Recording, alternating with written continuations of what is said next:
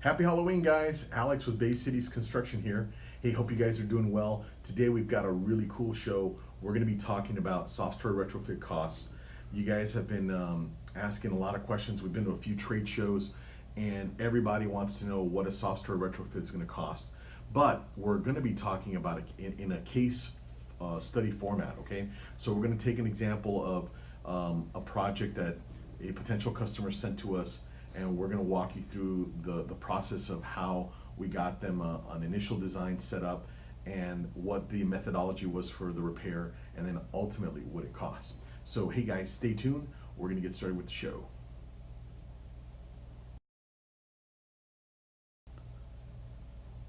So go to the screen. Hey guys, so let's get started. We got a really cool show set up. And remember, like always, if you've got any questions, go ahead and post them below. I also have some really cool resources here to share with you from the Earthquake Authority. And we went to the Simpson Strong Tide, the Resiliency Symposium. We're going to talk a little bit about that towards the end of the show. If you have a property that you want us to do a case study on, a site review on, please get your pictures ready and send them over to us. You can email them to alex@baycitiesconstruction.com. You can also send them to brian@baycitiesconstruction.com, and we'll put together a site analysis for you. We'll get you an engineering solution sent out. All right, so the last episode that we did a Simpson versus Hardy frame, and this was kind of a cool thing. It was well received, where we compare the moment frames from Simpson and versus MyTech. They've been at a lot of the trade shows that we've been on, so if you want to check out that episode, there's a lot of info on that, and I think we also did a blog article on it. So for what we're covering tonight, let's just kind of recap. We're going to talk about soft-story retrofit. We're going to go over some of the deadlines. I know a lot of you are worried about that. You vaguely remember. I've probably talked to 250 people, could be 300 over the last few shows that we did. We were at the AOA show in the LA Convention Center. We were also in Pasadena, and we went to the engineer show in Palm Desert. So we've talked to a lot of property owners about their different projects, and many of them are having a hard time remembering when it was that they got their notification. So we're going to just kind of do a little quick recap. We're also going to cover 3 soft-story retrofit solutions, and we're going to talk about, we're going to go over some recommendations and some pro tips for getting the soft story done. So let's talk about the deadlines. This is basically a recap of the LA City deadlines. They broke them down into, just to kind of give you a real quick recap, they broke them down into 3 priority categories, okay? The lowest priority were the people that, for those of you out there that have condos, I know Robert Mook over in Santa Monica and a few others in the Valley have hit us up. You guys have condos. You guys are on the last tier of priority, but you would have gotten, if you have a condo, you would have gotten your notification in November. You've got 2 years from that time, from like November 6th, to get your plans developed and submitted to the city. For those of you that are 2 stories and are 16 units and above, 16 units is kind of like the trigger point, right? You're definitely priority 1 if you're 16 units and you've got either 2 stories or 3 stories. So you're definitely past your deadline. Some of you have filed for extensions. I've been talking to you guys about that, and you can definitely get a series of 90-day extensions. If you have some questions about that, go ahead and post it in the comments below. We'll post your email and stuff. We'll get back to you. You can email Brian or I, and we can help you out if you haven't filed an extension. You need help with that. For buildings that are less than 16 units, but you've got 3 stories or more. So anyway, you can totally. We're gonna set this up so you can download. This is also on the. We'll set it up later for the rebroadcast, or we can email you the slide list if you want. Just contact us. This is basically for LA City. Now, kind of like the first hurdle is to get the plan submitted, and so that you guys don't incur any penalties and you've got some time to do the construction once you get your approvals. You got 3.5 years to get, you get 7 years total to finish the job, but 3.5 to get your permits from the time that they're approved. By the way, the last time that we submitted some plans last week, and they're taking about 35 days to get assigned to a plan checker. So you're looking at realistically about 6 weeks before a plan checker actually gives some corrections on the plans. For those of you who don't know what I'm talking about, like corrections and all that, send us a question below. I'll be more than happy to answer that for you. Santa Monica. So this is the little snippet from the Santa Monica requirements, or the schedule due dates. Santa Monica's submittals are 100% electronic. They don't even want to talk to you on the phone. They just want everything submitted. It's a very stringent protocol for submitting with Santa Monica, but these are your deadlines. West Hollywood has launched its deal. For those of you from West Hollywood, and you have some questions about what it's going to take to get it done, please go ahead and contact our offices at your leisure. We'll post the number. The number will be posted in the description, or it's on the Facebook main page. Yeah, It's on the screen. it is on the screen. Thanks, Brian. Yeah, it's on the screen. All right. Hey, so first things first. If you're past your deadline, for Christ's sake, man, get an extension filed. Okay, it's not a big deal.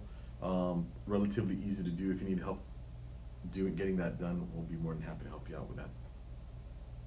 So let's get into it. Let's talk about the San Pedro case study. San Pedro does have a lot of Soft-Story Retrofit buildings, and some of them are bigger than others. They do pose a little bit of an interesting deal, because there's a lot of sand, and the soil in some parts of San Pedro is a little tricky to deal with. You're also, the fault lines that you're next to are totally different. So we picked this building. This building was sent to us by the owner a few weeks ago. He had requested a site inspection and whatnot. So we were able to do an analysis on this building. It's over in San Pedro off of Stephan. There's a series of buildings that look almost identical to this on that street. So it's an 8-unit building. It's got 2 stories above the parking. It's got 2 pretty big openings, a 30-foot and a 21-footer. Here's an aerial shot of the building. Has nice beach access. It is situated on a slight grade. Could be significant grade, but it's at the base of the grade. A little bit of an incline there. So I want to talk to you a little bit about why I found this building to be pretty interesting. The good access to construction. So there's some things that we look at when we look at the building profile, right? We want to look at what the access is for construction, the topography of the building, and then the things that affect the construction but aren't really part of the retrofit are if you have plumbing lines or electrical lines. In some of the properties that we've looked at, the main electrical line runs right next to the beams, and it's got to be relocated. In some cases, we had to relocate the entire electrical system, which caused them to get upgraded. So if you talk to me about, if you ask me about, hey, what are these? What does it cost per frame, or what does it cost per foot? What does it cost per opening? I've gotten all these crazy questions that are kind of phrased kind of funny. And it's probably because some other contractor talked in terms like that. We're going to talk about why that's just kind of a silly way to look at it, and you got to really consider the job on its own merit. Each building is individual. So this is, we sent these pictures out to our engineering team, and this is what they came back with, and I'm just kind of going to walk you through this. These columns here represent a moment frame. And then this big old rectangle here, this represents a grade beam, okay? So for those of you who don't know what a grade beam is, it's basically we dig a trench. It'll be about 30 inches wide, 30 inches deep, and it'll also have, it'll be, in this case, a little bit over 30 feet long, okay? This is a little bit narrow. It's probably about 20 feet or so. So this grade beam basically keeps the bases from collapsing, from displacing. Okay, the red among about here represents an actual mechanical connection. It could be rolled steel, it could be plates, steel plates put every 16 on center or every 6 inches on center in some cases. It'll be completely dependent on what the load is. So I wanted to also talk to you about something that's significant, like how do you define what a soft story building is? For those of you that aren't in LA or Santa Monica or West Hollywood that haven't gotten a notice, but you have a building that looks kind of like this, has tuck under parking. The rule of thumb is this: if the first floor has an opening bigger than 20% of the entire length of the building, it's considered a soft story.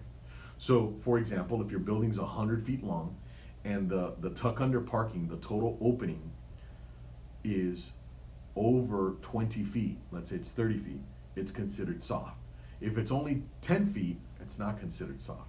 It has to be over 20 feet or 20% of the total building opening. So that's kind of like a rule of thumb that'll help you kind of gauge if your building is soft or not, because we get calls all the time that people don't remember that they got a notice or not, and they're questioning whether their building's soft or not.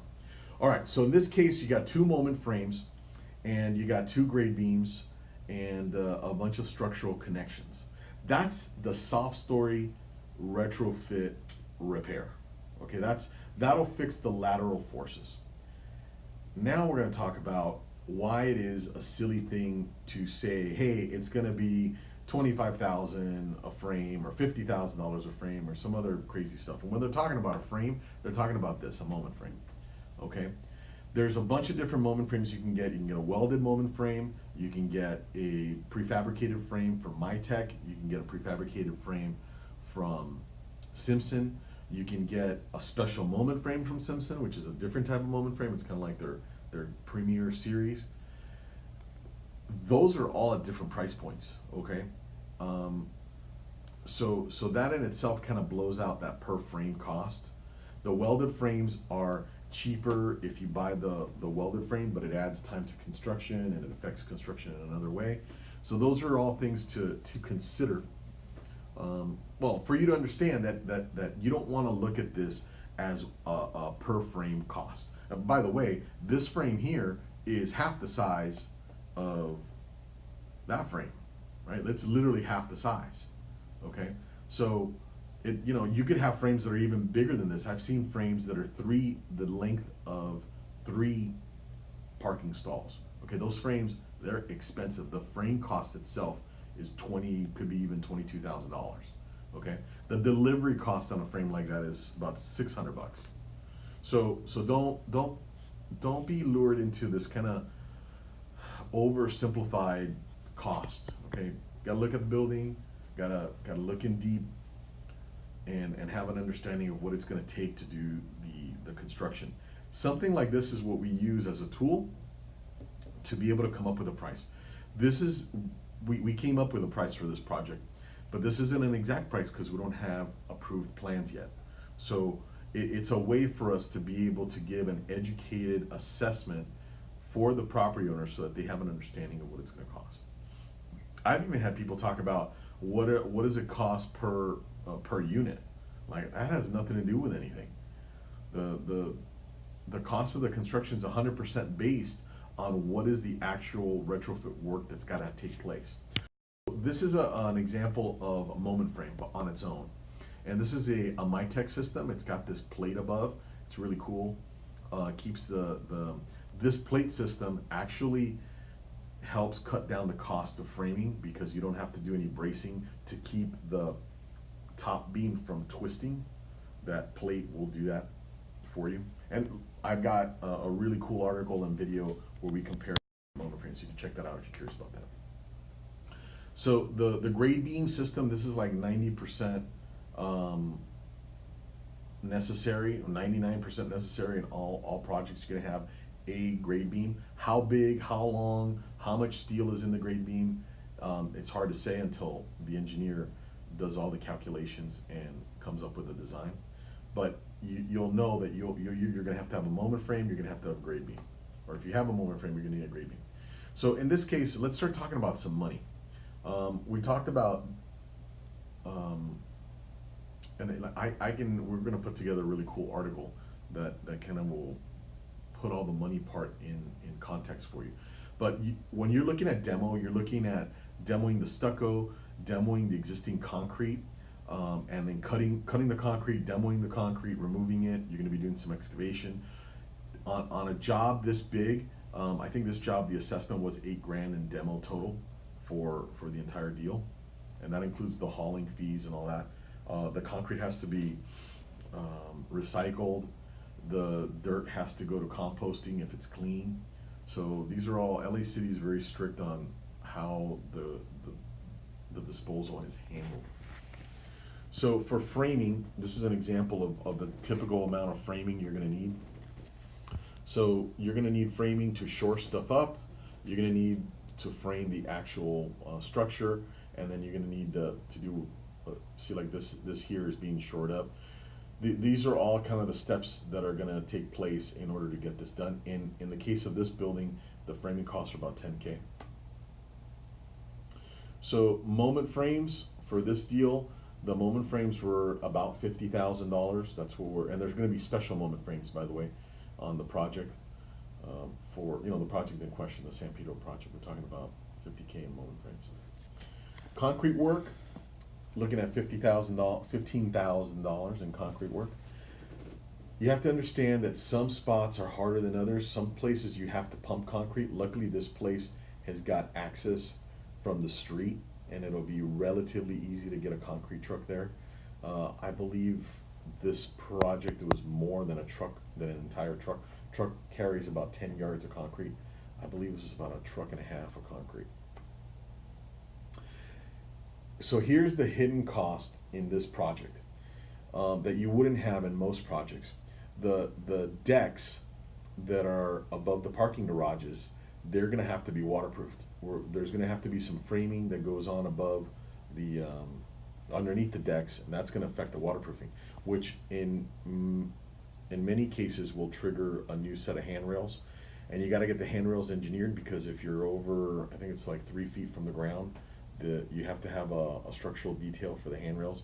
They gotta withstand a certain amount of force so people don't just plow through the handrail. But the decking in this case is definitely gonna have to be done.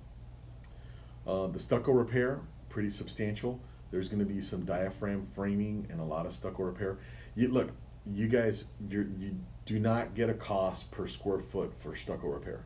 The stucco repair we're talking about here, in order to be able to properly waterproof this stucco is gonna have to be broken up some more, and we're gonna have to weave some waterproofing into the existing paper. Sometimes that paper is in bad shape, so you have to keep breaking stucco until you hit solid paper and be able to make a nice, good mechanical connection for the waterproofing. Then, obviously you have your chicken wire, your lap on top of that, and then you can do your stucco. But do not expect to be paying, like, it's a lot cheaper. If you have a house that, like a new house that's going up and you're gonna put in new stucco, it's way faster to do that than to come back and do patchwork in order for the patchwork to look nice. We've got some examples of the property we did over in Santa Monica, where the stucco, we had to do a substantial amount of stucco repair, and we posted some pictures of them. We'll be posting some pictures of that, and it looks really good. Facebook and Instagram, so be on the lookout for that. So the total cost for this project is $128,000. $128,000. We estimate it's going to take almost a little bit over, I think it's close to 2 months to do this deal. So that's the kind of like the bad news, I guess, right? The construction costs are always bad news. So we put together another article about the 3 different methodologies for doing soft-story retrofit. My gosh, I have seen so many plans from competitors that are not approved methodologies, and I think it's really important for the property owners to understand. And these are not plans that have gotten approved. They were talking about pitching it to the city. The city they've approved. The city of LA has approved quite a bit of these now, so they're pretty hip to what they want to see on the plans and what they're gonna approve. So like 99% of the projects are gonna have one of these or a combination of a couple of these methodologies. You're gonna have shear walls. It'll be made out of steel, different dimensions. Cantilevered I-beams is basically something like this here, okay? A version of that, and then moment frames. In some cases, you'll have moment frames with shear walls, and in other cases, you'll have cantilevered I-beams with shear walls. So those are very common combinations to see. The shear walls are very commonly used for the perpendicular. So for those of you that have a building that has three open sides, you have to deal with the building being soft on two drag lines. On the face of the building, think of the drag line as the geometric face of where you park your car, and then the return drag lines are the side walls that may or may not be there. And the way that you stiffen the building in that direction is by putting a series of shear walls. And between the two, you'll get the resistance factor that the engineer is looking for. So not all soft stories are alike. Basically, the motto, the takeaway from this case study is that not all soft stories are alike. You got to treat each building on its own merit. This is a condo setup over in North Hollywood. This is over in Santa Monica. You see how there are these tiny little partition posts? That does absolutely nothing for lateral. This building is really weak. This is the alley view. And this is a 4-unit building, so I think there's only 2 units above here. And it's a small unit. It's going to require quite a bit of work to get it up to speed, but you can see the difference. Look at this thing. This is a condo complex over in Sherman Oaks that we have in the city right now. Should get approved by middle of November. So I want to give you guys a couple of tips and some recommendations. The cheapest option is not always the cheapest option. I saw somebody at the show, we were at the AOA. The cheapest option is not the best option. So I saw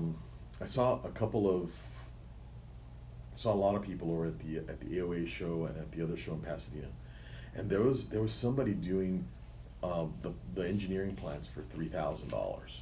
That's right, $3,000. These are plans that should easily be $6,000-7,000, and I really have to give you guys a heads up about that. $3,000 is below cost for producing plans. Okay, we have a rebate on the plans where we give you a discount towards construction, but understand that you want to be able to make this decision on who you're going to hire to do the engineering and who you're going to hire to do the construction based on the person. When I think somebody throws out a number like that's really cheap, it takes the focus off what you should be focusing on. And what you should be focusing on is the individual company, the individual that you're going to be dealing with. You have to be comfortable with them. You have to be able to trust them. You have to get to a point where they can earn your trust, is a better way to say it. And look, I deal with this stuff all the time. We hire subs, right? I have to put trust into the folks that are contracted to work for us. And I go through the same dilemma of making a decision that you folks do when you're trying to decide which contractor to use. So I have always found that some of the best people that I have used as subs in our remodeling business, in our home addition business, and in this business have been folks that have a proven track record of getting this type of work done, and people that find pride and take pride in being a professional. They show up on time, they have their stuff together, they're able to explain and walk me through what they're going to do, why they're going to do it that way, what are some of the pitfalls. They should really be an expert in this field. And I think that when somebody just kind of gets the attention of the property owner with some really low ball kind of a pitch, I think it can be distracting. It can be distracting from what's important. one of the things that I find of tremendous value is when a sub can walk me through how they got to the timeline. So I ask somebody, I get this question all the time: how long is this going to take? I ask my subs this all the time, and I want them to be able to walk me through how they got to that number of days, whatever it ends up being. So for us, we'll always be able to walk you through the timeline, and be able to explain how it is that we got to X number of days.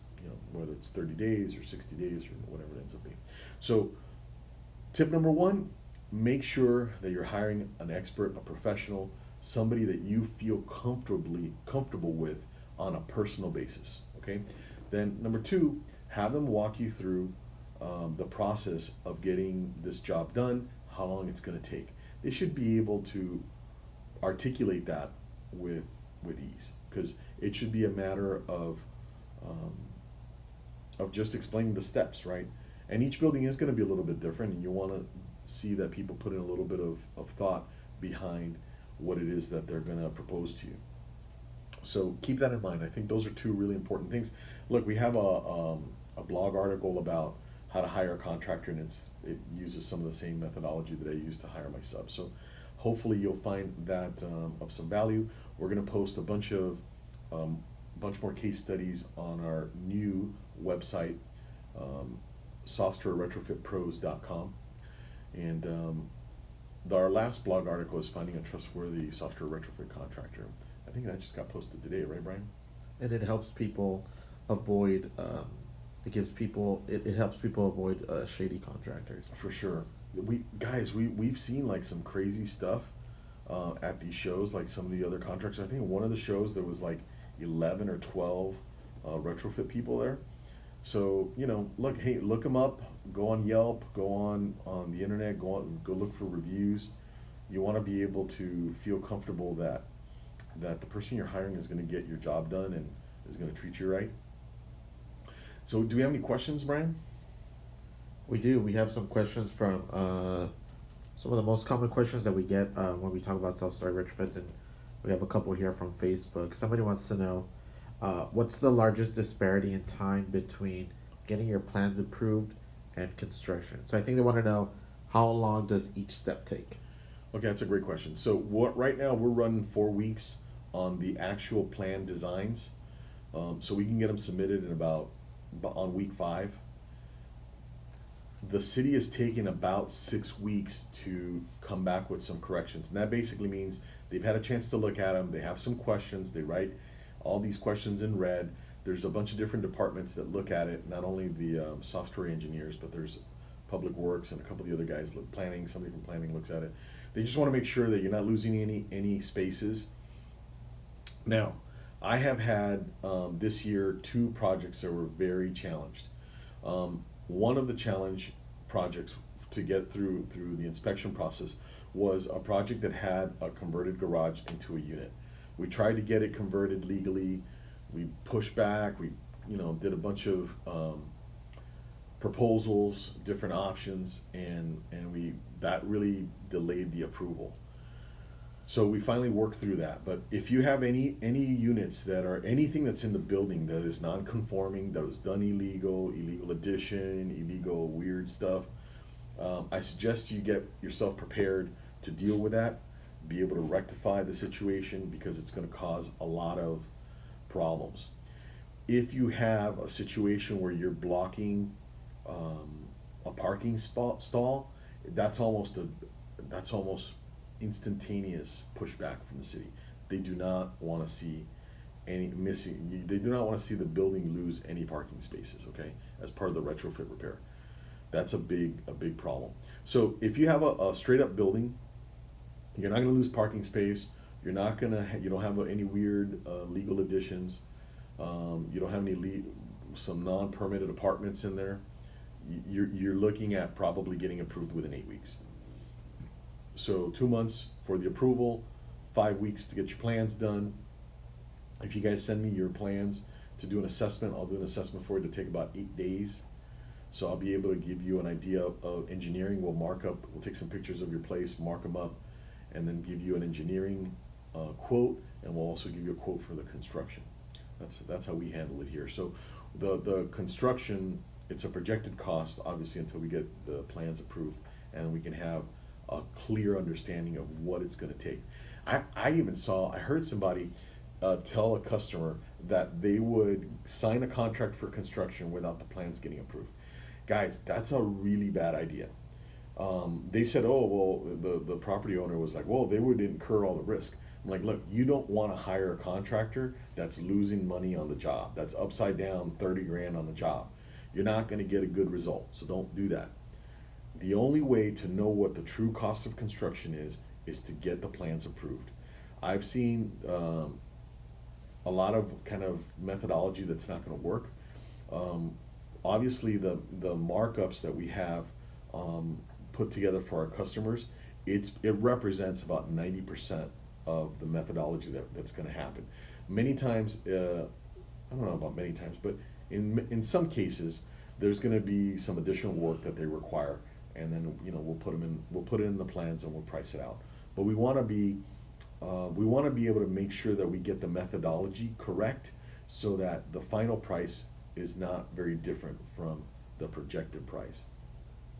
So that's a good question. Any other questions we got? Yeah, another question is, where will tenants park during construction? Will they have to park outside, or are the parkings are preserved during construction? Yeah, during the day, you're not going to be able to park there when we're working on it. In some cases, we can put some steel plates over, and you can roll your car. So it really just depends on the building. There's a couple of buildings that actually have parking like right in front of the area in front of the building. You can actually park in front of the trench. We'll have the trench covered, but there's enough space. So it really is on a case-by-case basis. I would say you got to be prepared to not park in your normal stall for probably 65-70% of the time that construction's happening. Any other questions? Another question about tenants is, do tenants need to move out during construction? Very seldom do tenants need to move out. All of our designs are non-welded. We don't use any field welding, so there's no toxic fumes and stuff going into the units. So there's no displacement. The only time you'd have maybe some displacement temporarily would be if you have plumbing that is right in the way, that's affected by what's happening with the retrofit. A lot of times people have drain lines and stuff that are really close to the beams, and you got to deal with that. Another question is, my city is currently not mandating a retrofit, but I kind of want to get ahead of the curve. What's your opinion? I think it definitely does not hurt to have a site assessment done, to be able to understand what the price is going to be. I would not take anybody serious. Zero. If some contractor comes out and just throws out a number without having any plans, without having a proposed engineering solution, that number, whatever it is, does not mean anything. It means zero. It is literally as close to a wild ass guess as possible. It's a guess. So don't consider that to be a real number. And I tell you, I think that a lot of you guys fall into that trap because you just want to know. You want to know to see if you can afford to do it, or to see how bad the deal's going to be for you financially. But you got to get some plans in there, or you got to get somebody that's willing to give you a projected cost based on some type of engineering assessment, like real, not somebody that shows up and tells you, yeah, I think it's going to be 50 grand or 100 grand. That could be leading you the wrong way. In fact, you're better off paying somebody to get a professional opinion, a professional assessment, than you are just going by what people will, what you're going to get for free. And look, I've had customers that have talked to me that they've talked to 3 or 4 people.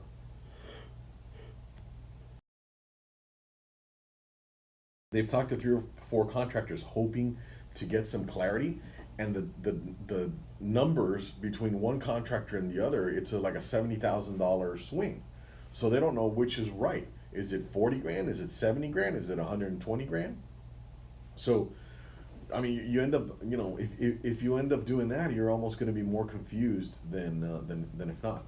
So get an assessment, get an assessment done, get an engineering assessment done, figure out what the proposed methodology is going to be. Is it going to be a moment frame? Is it going to be shear walls? Is it going to be a cantilever? And then how is that going to be? How's the building going to be affected by that? And then somebody that's competent can be able to give you a projected cost based on a methodology, not just showing up and looking at the building. People are like, hey, I want you to come and take a look at my building and tell me how much. Like, that's not how it works. We take a picture of the building, we send it out to the engineer, we have some measurements, we'll take some measurements, we'll have an idea of what the building weighs, how close it is to the nearest fault line, what the methodology is going to be, and then we come up with a projected cost, not just showing up and throwing out numbers. That doesn't do you any good. Great question, though. Another question that's parking related is the parking is situated underneath below grade. Does that have any unique? Does that encounter any unique difficulties? Below grade is a little tricky, mostly because you're going to have a clearance issue. You can't the height of the area where the car is parked can't be lower than 7 feet 7 inches. There's a few of them that are like close to 6, and it's really tricky to be able to get the steel in there. Like if you need a moment frame or something like that, it's a little bit tricky. So it does add some complication. Those are part of the stuff, part of the issues that we have to resolve as your contractor, as an engineer. Many times you'll get I've seen engineering solutions that are really expensive for that. The methodology used was a moment frame where it would have been less expensive to use a couple of cantilevered columns, just because of the space. You're dealing with very tight spaces, so it's a little tricky. Not every building is the same. I mean, I cannot emphasize that enough. A question regarding moment frames. I think it's a little bit of a cosmetic question. Is, do the moment frames stay exposed, or are they covered with stucco? Because I guess they've seen some buildings that have the moment frames exposed. I think the ones that are exposed were the ones that were approved a few years ago before the law was passed, and they were probably just moment frames. They weren't special moment frames. Special moment frames are like the Simpson one system that has bolts. They're not welded. The moment frames have a weld. They're welded in the factory. Anyhow, the ones that I've seen that are exposed it looks like to be stuff that was done before the ordinance was passed, and they just allowed it. All the moment frames that I've seen so far are wrapped in stucco. And they call it for fireproofing, but most, like 99% of them, I think, are wrapped in stucco that I've seen. Good question, though. Another question is, should I hire an engineer and a contractor separately, or should I hire a contractor that offers engineering services? If you want to get a design that is gonna be cheaper, more economical, some value engineering, you should probably hire a company that'll do all of it. But you could also hire an engineer directly with the input of a contractor.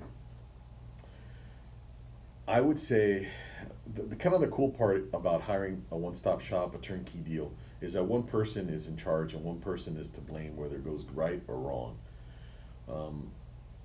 So understand that the more important question is, am I hiring somebody who has a lot of experience doing the design in a way that's cost effective, okay, and that is the best for this building? And you should also consider one more thing. You gotta understand that the city requirement is not made to keep your building from getting red tagged. The city requirement, as it is now, they're gonna change it. I think they're gonna increase the design requirements, but it's really meant for the building to not collapse, and so people are not killed, right? That's the design standard now. For a little bit more money, you could design it to really minimize the actual damage to the building. You should understand that. That's a very significant piece of data there. It doesn't cost that much more to get a little bit more protection for the building.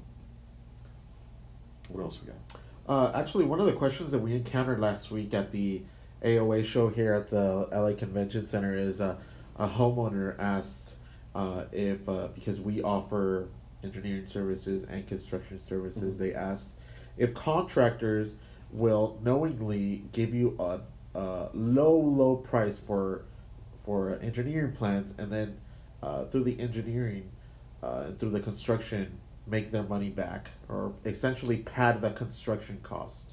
I totally think that they're doing that. I totally think that they would. And look, man, I'm not here to like criticize other contractors for making money and being able to provide for their family. I'm just talking about like, let's start off this relationship on a good note. Let's just start off like being straight up. You know, if I need to charge you $6,000, $12,000, or $18,000 to do the engineering and to participate in getting you some plans that are going to save you money later on down the line when you get to construction, that's money well spent. I'm just talking about like it's a straight lie to say, hey, listen, I'm going to do this for $3,000. You know, I think that you got to ask yourself if you want to do business with somebody like that. It's the start. And look, I've had owners at the AOA show. They're like, well, look, this guy's going to do it for $4,000, and then I could shop it around, and I could get the best price, and et cetera, et cetera, et cetera. So, guys, this is like a expensive project, right? This is if you're remodeling your kitchen, and you're going to spend $50,000 or $80,000, and I've done some kitchen remodels that are like over $100,000. You want to hire somebody who you can depend on, like who can really convince you that they have the systems in place to get this job done, and that have the bandwidth to do it, that aren't going to be like coming and working at your place 1 or 2 days a week. So when you're just focused 100% on the price, man, you kind of put yourself out there. And remember, these projects, they're impacting your tenant. You really want to get in and out of there and cause the minimum amount of disruption to the tenants. You're gonna get a lot of, otherwise you can kind of get yourself into a bit of a pinch. So yes, to answer your question, I totally think that if somebody's charging you $2,000 or $3,000 for plans that should be $7,000 or $8,000, that they're gonna pad the numbers. You may be horrifically mortified by the construction costs once you do get it. So buyer beware. Another question is for property owners is, how can you keep costs down for your retrofit project? So one of the ways that we've seen is the methodology that you use. And there's people that are very price sensitive, and then there's people that this is a portfolio property, so they don't want to design it towards the minimum standard. So for example, people that want to use a Simpson moment frame, special moment frame. That moment frame is a premium moment frame. It's probably, I don't know, maybe $4,000 or $5,000 more than if you had it welded on site. But it gives you the capability, and again, you can look at that blog article and that video that we created. It gives you the capability of repairing it in the event that there's a big earthquake with the minimal amount of damage. If you have a regular moment frame in and it goes beyond its capacity and it yields, meaning that it bends and it stretches, that whole moment frame has to be torched out, and the grade beam that's into that big chunk of concrete's got to be removed too, because you won't be able to get a strong connection again. So it's got to be that the moment frame has to be embedded in the grade beam. So there's I think everybody's balancing price, but you also have to understand that like this is a real important component to protecting your investment. For those of you that have these buildings that are worth a few $1 million, man, just don't go cheap on it. That's a big investment. A lot of you guys that are over in West LA and got a 10-unit building, you've got to be worth $3 million. Could be as much as 4.5. Those of you that have 4 or 5 units, you're definitely at $1 million too. So why would you want to save $4 or $5,000 and go with something that potentially puts your building in jeopardy, or you're going to have to come back and spend double what you just spent to repair it in the event that there is a bigger earthquake. So look, I think that that how you design the building, the retrofit, and what you're going to spend on it should be something that you contemplate over a good amount of time, so you can make a good decision. And it's something that you should consult with your contractor and your engineer about, because it's not a conversation you should have by yourself. Well, no one should have a conversation with yourself, but without expert advice.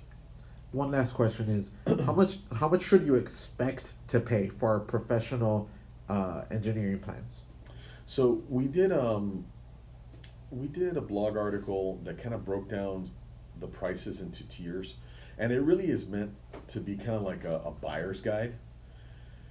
In there, we were talking with some pretty good detail about it, but I think the your base engineering costs are going to be somewhere between 5 and 7 grand, depending on the size of your building, and depending on a couple things: the size of your building, where your building is located, and what the methodology is going to be. Those things affect the engineering costs. Another thing, if you change the methodology, like let's say you just started something and you went with you told your engineer that you're okay with just a welded molding frame, and you come back and you want to change it to a Simpson, and you want to change the dimensions of the beam because you can't get an SUV in there, et cetera, et cetera. You're gonna get charged for change fees for changing the design. So the methodology, what you want it to look like, how it's going to impact your building, all of this should be part of a series of conversations that you have with your engineer and with your contractor. And that'll help you avoid misunderstandings, it'll help save you some money, and it'll help you feel like you have some peace of mind and some control about going forward with this process. So if we don't have any other questions, I'd like to invite you to go to learn more by going to softstoryretrofitpros.com. We have a ton of information on there for you. It's meant for you guys. I put all of this content, we spend a lot of time and energy into this so that you can educate yourselves and be ready to embark on protecting your building, on getting your building protected. By the way, I want to go back here. Let's take a little quick shot of this. I want to bring your attention, for those of you that have earthquake insurance and have not and haven't done the retrofit. The earthquake authority, you can go to their website. It's called earthquakebracebolt.com. For 2019, they're adding a bunch of cities where they basically give you up to $3,000 if your house, this is actually for your house too, if your house qualifies for the bolt down service, for a bolt down, a seismic retrofit. This website also has links to contractors that are FEMA approved, and it has a ton of information. Once you get your property either bolted or soft-story retrofitted, your premiums will drop down substantially. Okay, so it's recognized that the insurance companies, the Earthquake Authority basically is the hub for all of the insurance companies. See, all the insurance companies are scared to write insurance on their own, but the government understands, the state of California understands that if we have a big event and there's a lot of buildings damaged, it's going to cause a significant impact to the state's economy. So the Earthquake Authority was enacted, and they're basically the interface that helps provide affordable earthquake insurance here in California. And so that's that. You should definitely go check them out. earthquakebracebolt.com. Last month, or actually the beginning of this month, we went to the Simpson, from Simpson Strong Tie, put together a really cool event. It was called the Seismic Symposium. They're going to probably have some other similar events during the course of the next year. And one of the speakers that I was I was impressed by a few of the different speakers, but one of them that really caught my attention was Dr. Lucy Jones. She's a seismologist and a very, very bright lady. She wrote this book called The Big Ones. I've ordered the book from Amazon. And it talks about, she has spent a significant part of her adult life studying not only the seismic events or natural disasters, but what happens afterwards. And one of her points, or I think one of the big takeaways that I had from listening to her lecture was that she pointed out that you're gonna live during the earth after the earthquake. The likelihood of you dying is very, very small. The problem is, are you prepared for the aftermath? Okay, and are we prepared as a society for the aftermath? And when we talk about this idea of what it is to be a resilient state, a resilient city, what we're talking about is how we're going to deal with the aftermath. We're the city is absolutely, the city planners are absolutely terrified that a very big block of the affordable housing here in LA is going to be wiped out or damaged by the earthquake. We got 13,500 houses that were, or apartment buildings that were identified. That represents thousands of units, right? Because many of them are 4 to 6 units, but there's quite a few of them that are 20 plus units. So the idea that you would lose a third, 20% of your affordable housing in one seismic event is a big, big deal. So I think that Dr. Lucy Jones was able to articulate in a very clear, not panic, not motivated by a political agenda, but just kind of like as a scientist giving you like the brass tacks assessment of what the situation is. And I'll tell you, man, there's a lot of people out there that I think hype up, some mania around different stuff. Like, if you remember Y2K and all this other kind of crazy stuff that over the years people hype up. I don't think that Dr. Lucy Jones is one of those people. I think that she gives, based on her study and her travels, she gives a really interesting perspective of what would happen or what happens to a society when they undergo a big catastrophic event. And that's whether it's floods or hurricanes or earthquakes in our case, right? So check her book out. Check her out. She does have a Facebook.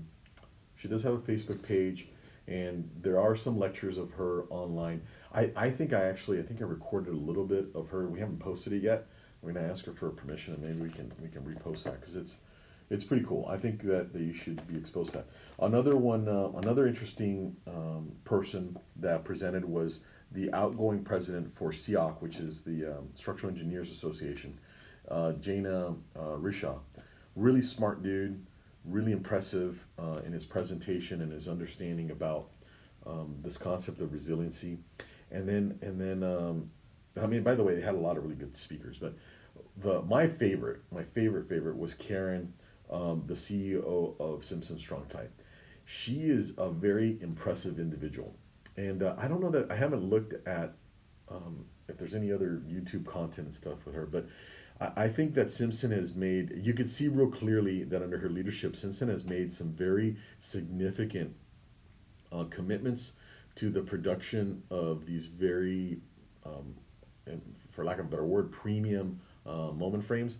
On this picture below, you can see Steve and I holding up a cross section. It's like that's a demo of that beam, of that system. But she's part of the, she's been with Simpson for a long time. I think it was like 25 or 30 years she's been with Simpson. She started off as a regular engineer with them. Anyway, that company is very impressive. I'm very happy to be using their products. We've used their products for many years. Not only the special moment frames, but their ties. They've been in the industry for a long time.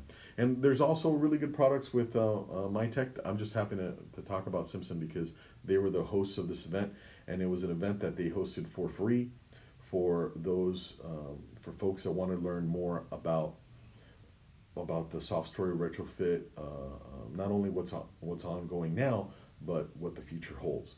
And I guarantee you, based on these conversations that I've heard and these lectures that I've been to, the cities are going to be increasing the standards. It's going to go from life saving to damage, to building saving also, because again, it doesn't help the city any. I mean, other than, nobody wants anybody to be hurt or killed. But the standard, many of them are of the thinking that we're not doing a service to the property owners if we only mandating that the tenants survive. That they also want the building to survive, so it could be habited, and you don't lose the affordable housing in these parts of the city. So anyway, really cool stuff. We're going to be posting a lot more articles. We've got a lot more case studies coming up because, quite frankly, we are being inundated with requests for assessments. And I tell you, it's amazing to see such difference from one building to the other, even when they're on the same street. So I'll be sharing those things with you. I find it fascinating. For me, I'm a student of construction, and I love to help you understand what it's going to take to get your building retrofitted correctly. And we're here to help. If you have some questions about your building, you want to get an assessment, please, by all means, send us an email, alex@baycitiesconstruction.com. And you can also send it to alex@softstoryretrofitpros.com. That's my new website link. I don't know what you call it, but that is our new website and our new email. But you can also send it to the Bay Cities. I'll get it as well. Hey folks, if you need some help, we got some really cool pricing for the engineering, and we've brought on some new partners so we can get your engineering plans done a lot faster than we've been able to in the past. We're down to 4 weeks now. Could be 3 weeks. We'll set up an assessment for you pretty fast, within a week. So hey, do not miss an episode. Go ahead and click on the subscribe button. You'll be notified every time that we're going live or we have a show. We'll also rebroadcast this show on Facebook and on YouTube, our YouTube channel.